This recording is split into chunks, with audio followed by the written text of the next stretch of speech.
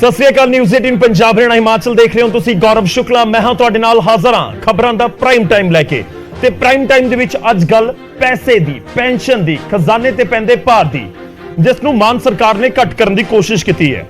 ਸਾਬਕਾ ਵਿਧਾਇਕਾਂ ਨੂੰ ਮਿਲਦੀਆਂ ਇੱਕ ਤੋਂ ਜ਼ਿਆਦਾ ਪੈਨਸ਼ਨਾਂ ਨੂੰ ਲੈ ਕੇ ਸਿਆਸੀ ਫਿਜ਼ਾ ਦੇ ਵਿੱਚ ਜਦੋਂ ਇਲੈਕਸ਼ਨ ਦਾ ਦੌਰ ਚੱਲ ਰਿਹਾ ਸੀ, ਵੋਟਾਂ ਪੈ ਰਹੀਆਂ ਸੀ, ਉਸ ਸਮੇਂ ਇਹ ਮੁੱਦਾ ਸਿਆਸੀ ਫਿਜ਼ਾ ਦੇ ਵਿੱਚ ਜਾਂ ਸਿਆਸੀ ਆਗੂਆਂ ਦੀ ਜ਼ੁਬਾਨ ਦੇ ਉੱਤੇ ਬੇਸ਼ੱਕ ਤੁਹਾਨੂੰ ਬਹੁਤ ਜ਼ਿਆਦਾ ਨਾ ਸੁਣਿਆ ਹੋਵੇ, ਪਰ ਆਮ ਲੋਕਾਂ ਦੇ ਵਿਚਾਲੇ ਗੱਲ ਬਹੁਤ ਹੋਈ ਕਿ ਵਿਧਾਇਕਾਂ ਨੂੰ ਇੱਕ ਤੋਂ ਜ਼ਿਆਦਾ ਪੈਨਸ਼ਨ ਕਿਉਂ ਦਿੱਤੀ ਜਾਂਦੀ ਹੈ।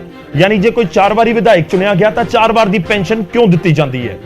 ਖੈਰ, ਹੁਣ ਮਾਨ ਸਰਕਾਰ ਨੇ, ਭਗਵੰਤ ਮਾਨ ਸਰਕਾਰ ਨੇ ਸਾਫ਼ ਕਰ ਦਿੱਤਾ ਹੈ ਕਿ ਵਿਧਾਇਕ ਕਿੰਨੀ ਵੀ ਵਾਰ ਰਿਹਾ ਹੋਵੇ, ਪੈਨਸ਼ਨ ਤਾਂ ਸਿਰਫ ਇੱਕ ਵਾਰ ਹੀ ਮਿਲੇਗੀ। ਹੁਣ ਸਵਾਲ ਇਹ ਹੈ ਕਿ ਇਹ ਭਗਵੰਤ ਮਾਨ ਦਾ, ਮਾਨ ਸਰਕਾਰ ਦਾ ਮਾਸਟਰ ਸਟ੍ਰੋਕ ਹੈ ਕਿ ਲੋਕਾਂ ਦੇ ਵਿੱਚ ਇੱਕ ਪਰਸੈਪਸ਼ਨ ਨੂੰ ਚੇਂਜ ਕੀਤਾ ਜਾਵੇ। ਜੋ ਬਦਲਾਅ ਦਾ ਜ਼ਿਕਰ ਹੋ ਰਿਹਾ ਸੀ ਕਿ ਉਸ ਧਾਰਨਾ ਨੂੰ ਬਣਾਉਣ ਦੀ ਕੋਸ਼ਿਸ਼ ਹੈ ਇਸ ਫੈਸਲੇ ਦੇ ਜ਼ਰੀਏ। ਪੁਆਇੰਟ ਨੰਬਰ 2 ਕਿ ਆਖਿਰ ਇਸ ਫੈਸਲੇ ਦੇ ਨਾਲ ਫਾਇਦਾ ਕਿੰਨਾ ਹੋਏਗਾ। ਖੈਰ, ਚਾਹੇ 2 ਕਰੋੜ ਹੋਣ, ਕਿਉਂਕਿ ਕਿਹਾ ਜਾ ਰਿਹਾ ਕਰੀਬ 80 ਕਰੋੜ ਦਾ ਹਰ ਸਾਲ ਫਾਇਦਾ ਹੋਏਗਾ, ਪਰ ਸਵਾਲ ਇਹ ਵੀ ਇੱਥੇ ਹੈ ਕਿ ਹੁਣ ਤੱਕ ਇਸ ਫੈਸਲੇ ਦੇ ਉੱਤੇ ਗੌਰ ਕਿਉਂ ਨਹੀਂ ਕੀਤਾ ਗਿਆ, ਤੇ ਹੁਣ ਇਸ ਦੇ ਉੱਤੇ ਜੇ ਗੌਰ ਕੀਤਾ ਗਿਆ ਤਾਂ ਇਹ ਕਿਵੇਂ ਇੰਪਲੀਮੈਂਟ ਕੀਤਾ ਜਾਏਗਾ। ਖੈਰ, ਬਹੁਤ ਸਾਰੇ ਜਿਹੜੇ ਸਾਬਕਾ ਵਿਧਾਇਕ ਨੇ, ਕਿਉਂਕਿ ਇਹ ਵੀ ਸਾਫ਼ ਹੈ ਕਿ ਜਦੋਂ ਪੈਨਸ਼ਨ ਇੱਕ ਵੱਡੇ ਪੱਧਰ ਦੇ ਉੱਤੇ ਆ ਰਹੀ ਹੁੰਦੀ ਹੈ ਜਾਂ ਪੈਸਾ ਆ ਰਿਹਾ ਹੁੰਦਾ ਆਪਣੇ ਕੋਲ, ਤਾਂ ਆਪਾਂ ਉਸ ਤਰੀਕੇ ਨਾਲ ਖਰਚ ਕਰਨ ਦੇ ਲਈ ਵੀ ਅੱਗੇ ਸੋਚ ਲੈਂਦੇ ਹਾਂ। ਕਈਆਂ ਨੇ ਲੋਨ ਤੱਕ ਲਏ ਹੁੰਦੇ ਨੇ, ਮੈਂ ਸਾਬਕਾ ਵਿਧਾਇਕਾਂ ਦੀ ਗੱਲ ਕਰ ਰਿਹਾ ਹਾਂ, ਤਾਂ ਉਹਨਾਂ ਬਾਰੇ ਕੀ ਸੋਚਿਆ ਗਿਆ ਜਾਂ ਨਹੀਂ ਸੋਚਿਆ ਗਿਆ। ਤਾਂ ਅੱਜ ਗੱਲ ਹੋਏਗੀ ਸਭ ਦੀ ਜਿਨ੍ਹਾਂ ਨੂੰ ਪੈਨਸ਼ਨ ਦੀ ਟੈਨਸ਼ਨ ਇਸ ਸਮੇਂ ਮਹਿਸੂਸ ਹੋ ਰਹੀ ਹੈ।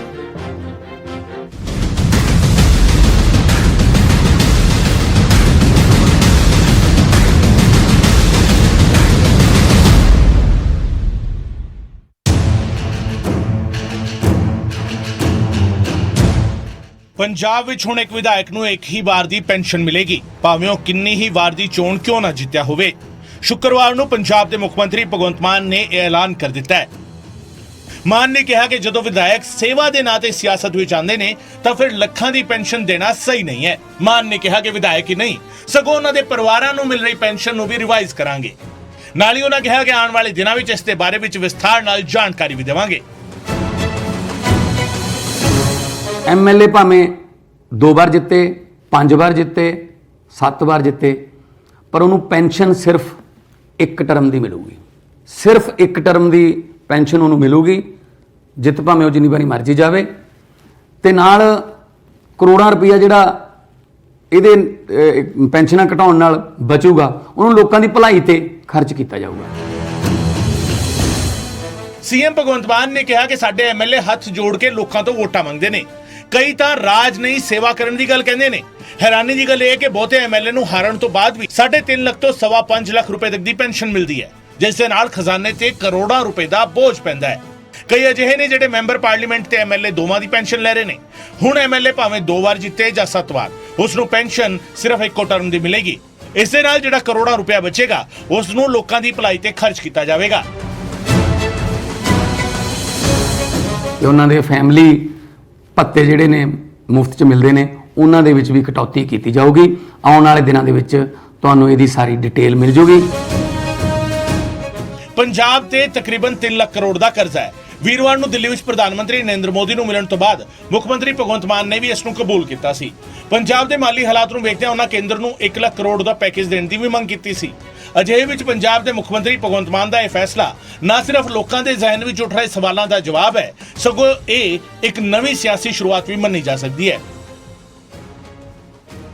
Bureau report, news 18 Punjab.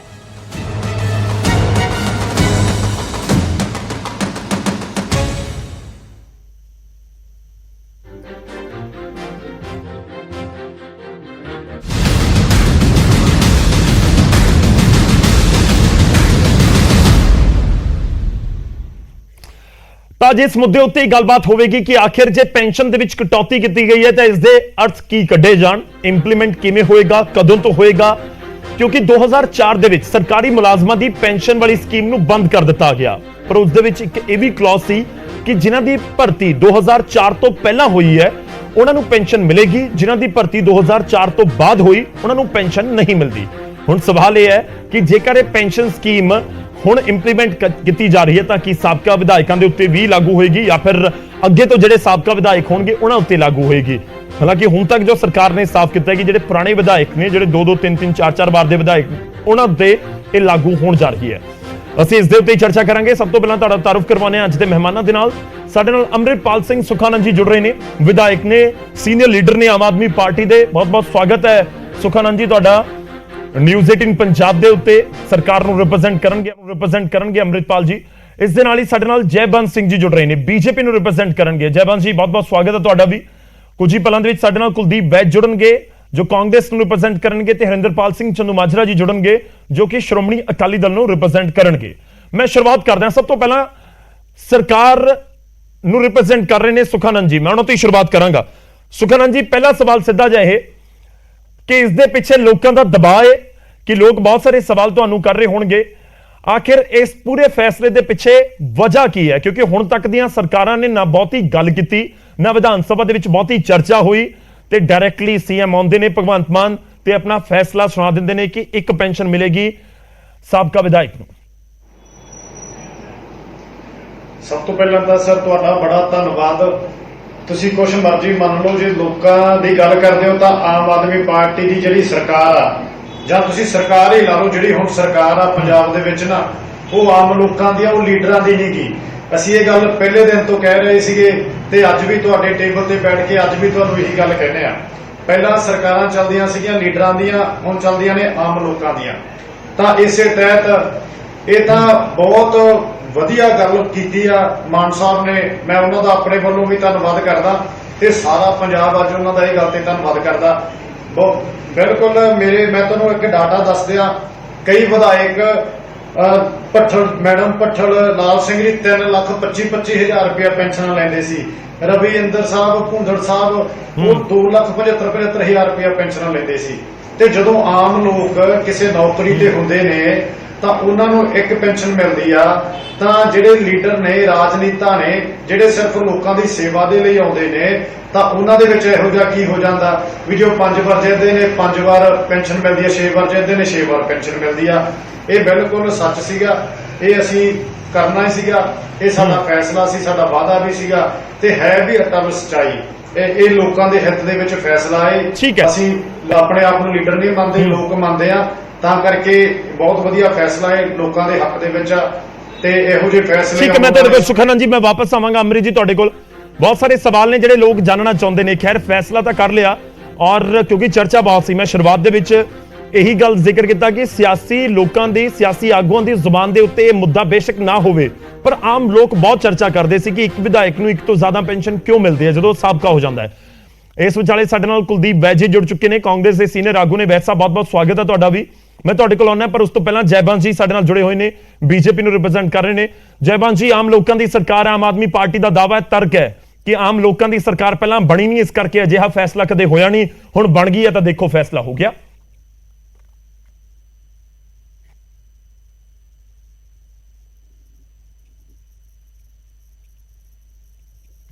ਠੀਕ ਹੈ ਜੈਬੰਦ ਜੀ, ਕੋਈ ਟੈਕਨੀਕਲ ਇਸ਼ੂ ਲੱਗ ਰਿਹਾ, ਮੈਂ ਤੁਹਾਡੇ ਕੋਲ ਵਾਪਸ ਆਵਾਂਗਾ।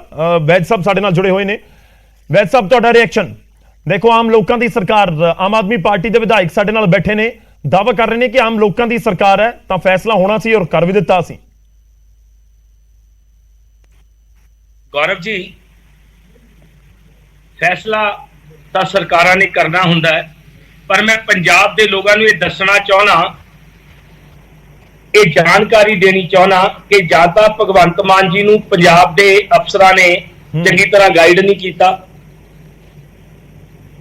ਅਗਰ ਕੋਈ 5 ਵਾਰੀ ਐਮਐਲਏ ਬਣਦਾ ਤੇ ਉਹਨੂੰ 5 ਪੈਨਸ਼ਨਾਂ ਨਹੀਂ ਮਿਲਦੀਆਂ ਹਾਰਨ ਤੋਂ ਬਾਅਦ। ਇੱਕ ਪੈਨਸ਼ਨ ਮਿਲਦੀ ਹੈ 75,000 ਰੁਪਇਆ। ਠੀਕ ਹੈ। ਜਦੋਂ ਉਹ ਦੂਜੀ ਵਾਰੀ 5 ਸਾਲ ਰਹਿੰਦਾ ਤਾਂ ਉਸ ਤੋਂ ਬਾਅਦ ਉਹਦੀ ਇਨਕਰੀਮੈਂਟ ਲੱਗਦੀ ਹੈ 50,000 ਰੁਪਏ ਦੀ। ਉਸ ਤੋਂ ਬਾਅਦ ਫਿਰ ਇਨਕਰੀਮੈਂਟ ਲੱਗਦੀ ਹੈ 50,000 ਰੁਪਏ ਦੀ। ਸੋ ਇੱਕ ਤਾਂ ਗੱਲ ਮੈਂ ਕਲੈਰੀਫਾਈ ਕਰ ਦਿਆਂ ਕਿ 5 ਪੈਨਸ਼ਨਾਂ ਨਹੀਂ ਮਿਲਦੀਆਂ, ਇਨਕਰੀਮੈਂਟ ਲੱਗਦੀ ਹੈ। ਪਰ ਮੈਂ ਇੱਥੇ ਤੁਹਾਨੂੰ ਗੌਰਵ ਜੀ ਇੱਕ ਗੱਲ ਲੋਕਾਂ ਦੇ ਵਿੱਚ ਰੱਖਣੀ ਚਾਹੁੰਦਾ। ਦਸੰਬਰ 2015 ਨੂੰ ਕੇਜਰੀਵਾਲ ਸਾਹਿਬ ਨੇ ਦਿੱਲੀ ਵਿਧਾਨ ਸਭਾ 'ਚ ਇੱਕ ਬਿੱਲ ਪਾਸ ਕੀਤਾ ਜਿਹਦੇ ਵਿੱਚ ਉਹਨਾਂ ਨੇ ਐਮਐਲਏ ਦੀ ਤਨਖਾਹ 2,10,000 ਰੁਪਇਆ ਕੀਤੀ। ਮੈਂ ਉਸ ਟਾਈਮ ਵੀ ਉਹਨਾਂ ਨੂੰ ਮੁਬਾਰਕਬਾਦ ਦਿੱਤੀ ਸੀ। ਇਸ ਕਰਕੇ ਦਿੱਤੀ ਸੀ ਕਿ ਕਦੇ-ਕਦੇ ਨਾ ਸਾਡੇ ਜਿਹੜੇ ਪੋਲੀਟੀਕਲ ਬੰਦੇ ਨੇ ਜਾਂ ਜਿਹੜੇ ਸਾਡੇ ਲੋਕ ਨੇ, ਉਹ ਕਈ ਗੱਲਾਂ ਨੂੰ ਐਦਾਂ ਦੇਖਦੇ ਨੇ ਕਿ ਜੀ ਇਹ ਤਾਂ ਦੇਖੋ ਜੀ ਬੜੀ ਮਾੜੀ ਗੱਲ ਹੈ। ਪਰ ਮੈਂ ਪੁੱਛਣਾ ਚਾਹੁੰਦਾ ਪੰਜਾਬ ਦੇ ਲੋਕਾਂ ਨੂੰ ਜਾਂ ਭਗਵੰਤ ਮਾਨ ਜੀ ਨੂੰ ਵੀ ਕਿ ਤੁਸੀਂ ਚਾਹੁੰਦੇ ਹੋ ਕਿ ਪੰਜਾਬ ਦੇ ਜਿਹੜੇ ਚੁਣੇ ਹੋਏ ਐਮਐਲਏ ਨੇ ਉਹ ਜੇ ਉਹਨਾਂ ਦੇ ਘਰ ਦਾ ਗੁਜ਼ਾਰਾ ਨਹੀਂ ਹੁੰਦਾ, ਇੱਥੇ ਗੌਰਵ ਜੀ ਗੱਲ ਦੱਸਣੀ ਚਾਹੁੰਦਾ ਮੈਂ ਤੁਹਾਨੂੰ, ਮੈਜੋਰਿਟੀ ਆਫ ਐਮਐਲਏਜ਼ ਉਹ ਹੁੰਦੇ ਨੇ ਹਰ ਸਰਕਾਰ ਦੇ ਵਿੱਚ ਜਿਨ੍ਹਾਂ ਦੇ ਘਰ ਦਾ ਗੁਜ਼ਾਰਾ ਠੀਕ ਠਾਕ ਚੱਲ ਰਿਹਾ ਹੁੰਦਾ ਹੈ। ਉਹ ਕੋਈ ਬਹੁਤ ਵੱਡੇ ਸਰਮਾਏਦਾਰ ਨਹੀਂ ਹੁੰਦੇ। ਹੁਣ ਸਰਦਾਰ ਪ੍ਰਕਾਸ਼ ਸਿੰਘ ਬਾਦਲ ਜਾਂ ਸਰਦਾਰ ਸੁਖਬੀਰ ਸਿੰਘ ਬਾਦਲ ਜਾਂ ਕੈਪਟਨ ਅਮਰਿੰਦਰ ਸਿੰਘ ਜਾਂ ਸਾਡੇ ਜਿਹੜੇ ਹੋਰ ਕਾਂਗਰਸ ਦੇ ਲੀਡਰ ਨੇ, ਇਹਨਾਂ ਨੂੰ ਪੈਨਸ਼ਨਾਂ ਲੈਣ ਦੀ ਕੀ ਲੋੜ ਹੈ? ਕੇਜਰੀਵਾਲ ਨੂੰ ਪੈਨਸ਼ਨ ਲੈਣ ਦੀ ਕੀ ਲੋੜ ਹੈ? ਠੀਕ ਹੈ ਨਾ। ਲੇਕਿਨ ਸਾਡੇ ਐਮਐਲਏ ਤੁਸੀਂ ਕੀ ਇਸ ਸਮੇਂ ਕੀ ਦਾਵਾ ਕਰ ਰਹੇ ਹੋ? ਨਹੀਂ ਬੈਠ ਸਾਹਿਬ, ਮੈਂ ਪੁਆਇੰਟ ਦੇ ਉੱਤੇ ਵਾਪਸ ਆਵਾਂ। ਤੁਸੀਂ ਕਹਿ ਰਹੇ ਹੋ ਕਿ ਆਉਣ ਵਾਲੇ ਦਿਨਾਂ 'ਚ ਐਮਐਲਏ ਦੀ ਸੈਲਰੀ ਵਧੇਗੀ, ਕਿ ਦਿੱਲੀ ਵਾਲਾ ਫਾਰਮੂਲਾ ਇੱਥੇ ਇੰਪਲੀਮੈਂਟ ਕੀਤਾ ਜਾ ਸਕਦਾ ਹੈ? ਗੌਰਵ ਜੀ ਮੇਰੀ ਗੱਲ ਪੂਰੀ ਹੋ ਲੈਣ ਦਿਓ, ਬਹੁਤ ਇੰਪੋਰਟੈਂਟ ਹੈ। ਇੱਕ ਪੁਆਇੰਟ ਆਫ ਵਿਊ ਆ ਕਿ ਜੀ ਐਮਐਲਏ ਜੀ ਇੰਨੀਆਂ ਸੈਲਰੀ ਲੈਂਦੇ ਆ। ਮੇਰਾ ਪੁਆਇੰਟ ਆਫ ਵਿਊ ਹੈ ਕਿ ਐਮਐਲਏ ਨੂੰ ਤਾਂ ਸੈਟਰਡੇ ਸੰਡੇ ਵੀ ਛੁੱਟੀ ਨਹੀਂ ਹੁੰਦੀ। ਉਹ ਤਾਂ ਸੈਟਰਡੇ ਸੰਡੇ ਉਹਦਾ ਪਰਿਵਾਰ ਵੀ ਕੰਮ ਕਰਦਾ, ਉਹ ਵੀ ਕੰਮ ਕਰਦਾ। ਮੇਰੇ ਮੁਤਾਬਕ ਜੋ ਕੇਜਰੀਵਾਲ ਸਾਹਿਬ ਨੇ ਫੈਸਲਾ ਦਸੰਬਰ 2015 ਚ ਕੀਤਾ ਸੀ ਵਿਧਾਨ ਸਭਾ ਦੇ ਵਿੱਚ, ਉਹ ਸਾਨੂੰ ਵੀ ਕਰਨਾ ਚਾਹੀਦਾ ਹੈ। ਐਮਐਲਏ ਦੀ ਤਨਖਾਹ ਇੰਨੀ ਕੁ ਜ਼ਰੂਰ ਹੋਣੀ ਚਾਹੀਦੀ ਹੈ, ਪੈਨਸ਼ਨ ਇੰਨੀ ਕੁ ਜ਼ਰੂਰ ਜੋ ਹੋਣੀ ਚਾਹੀਦੀ ਹੈ। ਮੈਂ ਨਹੀਂ ਕਹਿੰਦਾ ਕਿ ਇੰਕਰੀਮੈਂਟ ਤੁਸੀਂ ਜ਼ਿਆਦਾ ਲਾ ਦਿਓ, 5 ਪੈਨਸ਼ਨਾਂ ਨਹੀਂ ਮਿਲਦੀਆਂ, ਇੰਕਰੀਮੈਂਟ ਲੱਗਦੀ ਹੈ। ਮੈਂ ਪਹਿਲਾਂ ਵੀ ਤੁਹਾਨੂੰ ਕਲੈਰੀਫਾਈ ਕੀਤਾ, ਉਹਨੂੰ ਘਟਾ ਲਓ। ਲੇਕਿਨ ਇਹ ਲੋਕਾਂ 'ਚ ਪ੍ਰੋਜੈਕਸ਼ਨ ਦੇ ਨਹੀਂ, ਉਹ ਤਾਂ ਜੀ ਐਮਐਲਏ ਮਾੜੇ ਨੇ ਜੀ, ਉਹ ਤਾਂ ਜੀ ਐਡਾ ਖਾਈ ਜਾਂਦੇ। ਇਹ ਗੱਲ ਵੈਸੇ ਸਭ ਤੁਹਾਡਾ ਪੁਆਇੰਟ, ਮੈਂ ਤੁਹਾਡਾ ਪੁਆਇੰਟ ਸਮਝ ਰਿਹਾ, ਲੋਕਾਂ ਤੱਕ ਪਹੁੰਚ ਰਿਹਾ ਹੋਏਗਾ। ਮੈਂ ਉਸ ਨੂੰ ਹੋਰ ਕਲੈਰੀਫਾਈ ਕਰਦਾ ਕਿ ਜੇਕਰ ਕੋਈ ਪਹਿਲੀ ਵਾਰ ਐਮਐਲਏ ਬਣਿਆ, ਉਸ ਦੀ ਪੈਨਸ਼ਨ 75000 ਰੁਪਏ ਲੱਗੇਗੀ। ਉਸ ਤੋਂ ਬਾਅਦ ਤੁਸੀਂ ਕਹਿ ਰਹੇ ਹੋ ਇੰਕਰੀਮੈਂਟ ਲੱਗਦਾ ਦੂਜੀ ਵਾਰ ਜਿੱਤਣ ਦੇ ਉੱਤੇ। ਜੇ ਕੋਈ 3 ਵਾਰੀ ਵਿਧਾਇਕ ਚੁਣਿਆ ਗਿਆ ਤਾਂ ਦੂਜੀ ਵਾਰ ਦਾ 50000, ਤੀਜੀ ਵਾਰ ਦਾ 50000, ਤਾਂ 3 ਵਾਰ ਬਣਿਆ ਵਿਧਾਇਕ 1,75,000 ਰੁਪਏ ਹੋ ਗਏ। ਬਿਲਕੁਲ ਇਸੇ ਤਰ੍ਹਾਂ ਹੀ ਹੈ। ਨਹੀਂ ਫਿਰ ਤੁਸੀਂ ਜਸਟੀਫਾਈ ਕਰ ਰਹੇ ਹੋ ਕਿ ਐਤਵਾਰ, ਸੋਮਵਾਰ, ਸ਼ਨੀਵਾਰ ਸਭ ਦਿਨ ਕੰਮ ਕਰਦੇ, ਇਸ ਕਰਕੇ ਤਨਖਾਹਾਂ ਜ਼ਿਆਦਾ ਹੋਣੀਆਂ ਚਾਹੀਦੀਆਂ ਨੇ। ਗੌਰਵ ਜੀ ਮੈਂ ਜਸਟੀਫਾਈ ਨਹੀਂ ਕਰ ਰਿਹਾ। ਇਹ ਇੰਕਰੀਮੈਂਟ ਘਟਾਈ ਜਾ ਸਕਦੀ ਹੈ ਅਕੋਰਡਿੰਗ ਟੂ ਜਿਹੜੀ ਸਾਡਾ ਮਹਿੰਗਾਈ ਦਾ ਜਿਹੜਾ ਸਕੇਲ ਆ ਉਹਦੇ ਮੁਤਾਬਕ ਰਹਿਤਾ। ਹੁਣ ਮੈਂ ਇੱਕ ਗੱਲ ਤੁਹਾਨੂੰ ਸਿਰਫ 1 ਮਿੰਟ ਲਵਾਂਗਾ। ਹੋਰ ਐਮਐਲਏ ਦਾ ਸਟੇਟਸ ਤਾਂ ਤੁਸੀਂ ਚੀਫ ਸੈਕਟਰੀ ਸਾਹਿਬ ਤੋਂ ਉੱਪਰ ਕਰ ਦਿੱਤਾ। ਮੇਰੇ ਮੁਤਾਬਕ ਜਿਹੜਾ ਐਮਐਲਏ ਆ ਉਹਦੀ ਤਨਖਾਹ ਵੀ ਚੀਫ ਸੈਕਟਰੀ ਦੇ ਬਰਾਬਰ ਚਾਹੀਦੀ ਹੈ, ਚਾਹੇ ਵੱਧ ਨਾ ਕਰੋ। ਜਿੰਨੀ ਉਹਨੂੰ ਰਿਟਾਇਰਮੈਂਟ ਤੋਂ ਬਾਅਦ ਪੈਨਸ਼ਨ ਮਿਲਦੀ ਹੈ, ਉਹਨੂੰ 1 ਟਰਮ ਦੀ ਪੈਨਸ਼ਨ ਦਿਓ। ਜਿੰਨਾ ਮੁਲਾਜ਼ਮਾਂ, ਸਾਰੇ ਪੰਜਾਬ ਦੇ ਮੁਲਾਜ਼ਮਾਂ ਨੂੰ ਜਿੰਨਾ ਮਹਿੰਗਾਈ ਭੱਤਾ ਮਿਲਦਾ, ਜਿਸ ਪਰਸੈਂਟੇਜ ਦੇ ਨਾਲ ਮੈਂ ਵੀ ਪੈਨਸ਼ਨਰ ਆ, ਆਈਐਸ ਅਫਸਰ ਰਿਹਾ, ਮੇਰੀ ਜਿੰਨੀ ਪੈਨਸ਼ਨ ਦੇ ਵਿੱਚ ਵਾਧਾ ਹੁੰਦਾ ਉਹ ਐਮਐਲਏ ਦੀ ਵਾਧਾ ਹੋ ਜੇ। ਹਾਂ, ਐਗਜ਼ੋਰਬੀਟੈਂਟ ਵਾਧਾ ਨਹੀਂ ਹੋਣਾ ਚਾਹੀਦਾ ਜਿਵੇਂ ਹਰ ਟਰਮ ਦਾ 50000 ਰੁਪਇਆ। ਉਹ ਮੈਂ ਜਸਟੀਫਾਈ ਨਹੀਂ। ਚਲੋ ਵੈਲਿਡ ਹੈ ਤੁਹਾਡਾ ਪੁਆਇੰਟ, ਵੈਲਿਡ ਹੈ। ਮੈਂ ਤੁਹਾਡੇ ਕੋਲ ਸਰ ਵਾਪਸ ਆਉਂਗਾ, ਤੁਸੀਂ ਸਾਡੇ ਨਾਲ ਜੁੜੇ ਰਹੋ। ਤੁਹਾਡਾ ਵੈਲਿਡ ਪੁਆਇੰਟ ਹੈ ਕਿ ਜੇਕਰ ਇਸ ਤਰੀਕੇ ਨਾਲ ਇੱਕ ਪੈਨਸ਼ਨ ਕਰ ਦਿੱਤੀ, ਜੋ 2022 ਦੇ ਵਿੱਚ ਸਪੋਜ਼ ਕਰ ਲਓ 75000 ਰੁਪਏ ਹੈ, ਤਾਂ ਉਹ ਜੇ 2040 ਦੇ ਵਿੱਚ ਕੋਈ ਪੈਨਸ਼ਨ ਲੈ ਰਿਹਾ ਹੋਏਗਾ ਤਾਂ ਫਿਰ ਉਹ 75000 ਦੀ ਵੈਲਿਊ 20 ਸਾਲ ਬਾਅਦ ਬਹੁਤ ਘਟ ਜਾਏਗੀ। ਆਪਾਂ ਉਸ ਦਾ ਅੰਦਾਜ਼ਾ ਲਗਾ ਸਕਦੇ ਹਾਂ। ਇਸ ਕਰਕੇ ਜਿਹੜੇ ਪੈਨਸ਼ਨ ਲੈਂਦੇ ਨੇ ਲੋਕ, ਉਹਨਾਂ ਦੀ ਪੈਨਸ਼ਨ ਵੀ ਇਨਕਰੀਜ਼ ਹੁੰਦੀ ਜਾਂਦੀ ਹੈ ਜਾਂ ਡੀਏ ਉਸ ਦੇ ਵਿੱਚ ਵੱਧਦਾ ਜਾਂਦਾ ਹੈ। ਇੱਕ ਵੈਲਿਡ ਪੁਆਇੰਟ ਹੈ ਕਿ ਇਸ ਦੇ ਉੱਤੇ ਸਰਕਾਰ ਸੋਚੇਗੀ। ਸੁਖਾਨੰਦ ਜੀ ਸੁਣਦੇ ਰਹੋ, ਮੈਂ ਤੁਹਾਡੇ ਕੋਲ ਆਵਾਂਗਾ। ਇੱਕ ਰਿਐਕਸ਼ਨ ਮੈਂ ਸਭ ਦਾ ਲੈ ਲਵਾਂ। ਸੁਖਾਨੰਦ ਜੀ ਤੁਸੀਂ ਰਿਐਕਸ਼ਨ ਦੇਣੇ ਆ, ਸਭ ਦੇ ਜਵਾਬ ਦੇਣੇ ਆ। ਇਸ ਵਿਚਾਲੇ ਸਾਡੇ ਨਾਲ ਹਰਿੰਦਰਪਾਲ ਸਿੰਘ ਚੰਦੂਮਾਜਰਾ ਜੀ ਵੀ ਜੁੜ ਚੁੱਕੇ ਨੇ, ਸ਼੍ਰੋਮਣੀ ਅਕਾਲੀ ਦਲ ਨੂੰ ਰਿਪਰੈਜ਼ੈਂਟ ਕਰਨਗੇ, ਸੀਨੀਅਰ ਲੀਡਰ ਨੇ। ਚੰਦੂਮਾਜਰਾ ਸਾਹਿਬ, ਮੇਰੀ ਆਵਾਜ਼ ਉਮੀਦ ਹੈ ਤੁਹਾਡੇ ਤੱਕ ਪਹੁੰਚ ਰਹੀ ਹੋਵੇਗੀ। ਸਵਾਗਤ ਕਰਦੇ ਹੋ ਸੀਐਮ ਦੇ ਇਸ ਫੈਸਲੇ ਦਾ ਕਿ ਹੁਣ ਜਿੰਨੀ ਮਰਜ਼ੀ ਵਾਰ ਵਿਧਾਇਕ ਬਣੇ ਹੋਵੋ ਪੈਨਸ਼ਨ ਇੱਕ ਵਾਰ ਮਿਲੇਗੀ। ਗੌਰਵ ਜੀ ਪੈਨਸ਼ਨ ਇੱਕ ਵਾਰ ਹੀ ਮਿਲਦੀ ਹੈ, ਇੰਕਰੀਮੈਂਟਸ ਨੇ ਅੱਗੇ। ਪੈਨਸ਼ਨ ਲੱਗਦੀ ਕਿਉਂ ਆ, ਸੈਲਰੀ ਲੱਗਦੀ ਕਿਉਂ ਆ, ਇਹ ਇੱਕ ਮੈਂ ਸਮਝਦਾ ਬਰੀਫਲੀ ਪਹਿਲਾਂ ਤਾਂ ਇਹਦੇ ਤੇ ਚਰਚਾ ਹੋਣ ਦੀ ਜ਼ਰੂਰਤ ਆ। ਪਰ ਇਹ ਫੈਸਲੇ ਦਾ ਸਵਾਗਤ ਕਰਦੇ ਆ ਕਿਉਂਕਿ ਲੋਕਾਂ ਦੇ ਵਿੱਚ ਭਾਵੇਂ ਪੁੱਟ ਕੀਤਾ ਗਿਆ, ਕਿਵੇਂ ਵੀ ਕੀਤਾ ਗਿਆ, ਇੱਕ ਸੀ ਵੀ ਇੱਕ ਐਮਐਲਏ ਦੀ ਇੱਕ ਪੈਨਸ਼ਨ ਹੋਣੀ ਚਾਹੀਦੀ ਆ। ਉਹ ਪੈਨਸ਼ਨ ਦਾ ਮੈਂ ਜ਼ਰੂਰ ਕਹੂੰਗਾ ਵੀ ਕੋਈ ਫਾਰਮੂਲਾ ਜ਼ਰੂਰ ਸੈੱਟ ਕਰਨ, ਜਿਵੇਂ ਵੈਦ ਸਾਹਿਬ ਨੇ ਕਿਹਾ ਵੀ ਭਾਵੇਂ 1 ਐਮਐਲਏ 1 ਪੈਨਸ਼ਨ ਹੋ ਜਵੇ, ਪਰ ਉਹਦਾ ਫਾਰਮੂਲਾ ਜ਼ਰੂਰ ਕੋਈ ਸੈੱਟ ਕਰ ਲੈਣਾ ਚਾਹੀਦਾ, ਕੋਈ ਕ੍ਰਾਈਟੇਰੀਆ ਸੈੱਟ ਕਰ ਲੈਣਾ ਚਾਹੀਦਾ। ਨੰਬਰ 1। ਨੰਬਰ 2, ਮੈਂ ਹੁਣ ਤੱਕ ਦੇਖੋ ਅਸੀਂ ਚਾਹੁੰਦੇ ਸੀ ਵੀ ਸਰਕਾਰ ਨੂੰ ਸਮਾਂ ਦਿੱਤਾ ਜਾਵੇ, ਕੋਈ ਟਿੱਪਣੀ ਇਹਨਾਂ ਦੇ ਕਾਰਜਸ਼ੈਲੀ ਨਾ ਹੋਵੇ, ਪਰ ਕਿਉਂਕਿ ਤੁਸੀਂ ਡਿਬੇਟ ਵਿੱਚ ਬੁਲਾਇਆ, ਤੁਸੀਂ ਕੁਐਸਚਨ ਕਰਨੇ ਆ, ਉਹਨਾਂ ਤੇ ਟਿੱਪਣੀ ਸੁਭਾਵਿਕ ਆ ਵੀ ਸਾਨੂੰ ਕਰਨੀ ਪੈਣੀ ਆ। ਜਿੰਨੇ ਵੀ ਫੈਸਲੇ ਕੀਤੇ ਨੇ ਮਾਨ ਸਾਹਿਬ ਨੇ, ਦੇਖੋ ਸਿਕਿਉਰਿਟੀ ਵਾਪਸ ਲੈਣ ਦੀ ਗੱਲ ਆਈ, ਮੈਂ ਤਾਂ ਪਹਿਲਾਂ ਹੀ ਤੁਹਾਨੂੰ ਮੈਂ ਨਿੱਜੀ ਤੌਰ ਤੇ ਕਹਿ ਦਵਾਂ, ਮੈਂ ਕਦੇ ਸਿਕਿਉਰਿਟੀ ਰੱਖੀ ਨਹੀਂ ਹੈਗੀ ਵਾਲੀ, ਪਹਿਲਾਂ ਵੀ ਮੇਰੇ ਨਾਲ ਇੱਕੋ ਗਨਮੈਨ ਹੋਇਆ ਕਰਦਾ ਸੀਗਾ। ਪਰ ਜਨਰਲੀ ਮੈਂ ਕਹਿ ਰਿਹਾ ਵੀ ਸਿਕਿਉਰਿਟੀ ਦੇ ਮਾਪਦੰਡ ਵੀ ਇਹ ਐਕਸ ਐਮਐਲਏ ਆ ਜਾਂ ਐਮਐਲਏ ਆ, ਇਹ ਤਾਂ ਕੋਈ ਕ੍ਰਾਈਟੇਰੀਆ ਨਹੀਂ ਹੋਇਆ। ਸਿਕਿਉਰਿਟੀ ਦਾ ਹੋ ਸਕਦਾ ਪਿੰਡ ਦੇ ਵਿੱਚ ਕਿਸੇ ਆਮ ਵਿਅਕਤੀ ਜਿਹੜਾ ਰਹਿਣ ਵਾਲਾ ਉਹਨੂੰ ਵੱਧ ਜ਼ਰੂਰਤ ਹੋਵੇ। ਐਕਸ ਐਮਐਲਏ ਕਿਉਂ? ਕਿਉਂਕਿ ਇਹਨਾਂ ਦੇ ਐਕਸ ਐਮਐਲਏ ਦੇ ਇੰਪ੍ਰੈਸ਼ਨ ਜਾ ਰਿਹਾ ਵੀ ਸਿਰਫ ਤੁਸੀਂ ਵਿਰੋਧੀਆਂ ਨੂੰ ਵੀ ਜਿਹੜੇ ਹੈਗੇ ਨੇ ਵੀ ਉਹਨਾਂ ਨੂੰ ਵੇਖ ਕੇ ਕੋਈ ਫੈਸਲੇ ਕਰ ਰਹੇ ਹੋ। ਮੈਂ ਕਹਿਣਾ ਚਾਹੂੰਗਾ ਆਮ ਆਦਮੀ ਪਾਰਟੀ ਦੀ ਸਰਕਾਰ ਨੂੰ ਵੀ ਕੁਝ ਫੈਸਲੇ ਆਪਣੇ ਆਪ ਤੇ ਲਾਗੂ ਕਰਨ। ਜਿਵੇਂ ਤੁਸੀਂ ਪੈਨਸ਼ਨ ਦੀ ਗੱਲ ਕੀਤੀ ਆ, ਚੰਗਾ ਹੁੰਦਾ ਜੇ ਪੈਨਸ਼ਨ ਦੀ ਜਗ੍ਹਾ ਇਹ ਸਭ ਤੋਂ ਪਹਿਲਾਂ ਸੈਲਰੀ ਨੂੰ ਉਹ ਕਰਦੇ। ਹੁਣ ਸਿਕਿਉਰਿਟੀ ਦੇ ਵਿੱਚ ਕੀ ਹੋਇਆ, ਤੁਸੀਂ ਐਕਸ ਐਮਐਲਏ ਜਾਂ ਹੋਰਾਂ ਦੀਆਂ ਸਿਕਿਉਰਿਟੀਆਂ ਘਟਾਤੀਆਂ। ਮਾਨ ਸਾਹਿਬ ਨੇ ਆਪਣੀ ਸਿਕਿਉਰਿਟੀ ਵਧਾ ਲਈ, ਮੈਂ ਤਾਂ ਕਹਿੰਦਾ ਆਪਣੀ ਸਿਕਿਉਰਿਟੀ ਤੋਂ ਘਟਾਉਣਾ ਸ਼ੁਰੂ ਕਰ ਦੇ। ਜਿਸ ਤਰੀਕੇ ਦੇ ਨਾਲ ਉਹਨਾਂ ਨੇ ਸਹੁੰ ਚੁੱਕ ਸਮਾਗਮ ਦੇ ਵਿੱਚ ਖਰਚ ਕੀਤਾ ਉਹਨੂੰ ਘਟਾਉਣਾ ਸ਼ੁਰੂ ਕਰ ਦੇ। ਇਹ ਪੈਨਸ਼ਨ ਦੀ ਜਗ੍ਹਾ ਚੰਗੀ ਗੱਲ ਹੁੰਦੀ ਜੇ ਉਹ ਸੈਲਰੀਜ਼ ਤੋਂ ਸ਼ੁਰੂ ਕਰਦੇ।